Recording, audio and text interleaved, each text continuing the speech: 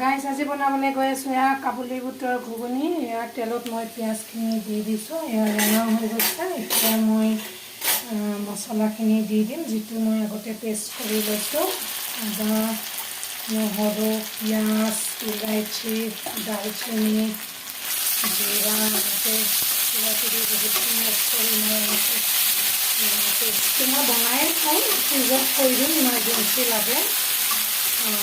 ইয়াতে মই এতিয়া অলপ টমাটো পেষ্ট কৰি থৈছিলোঁ, টমাটো পেষ্ট অলপ দি দিম মই।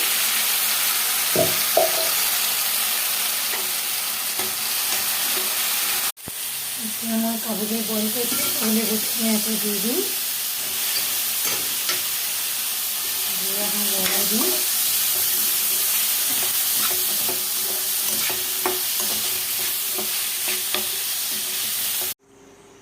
তো ফাইনেলি এয়া মোৰ কাবুলী বুটৰ ঘুগুনি ৰেডি। ৰেচিপিটো যদি চাই ভাল পাইছে এটা লাইক কৰি দিব, আৰু কোনে কোনে কাবুলী বুটৰ ঘুগুনি খাই ভাল পায় এবাৰ কমেণ্টত জনাবচোন গাইজ। Thank U.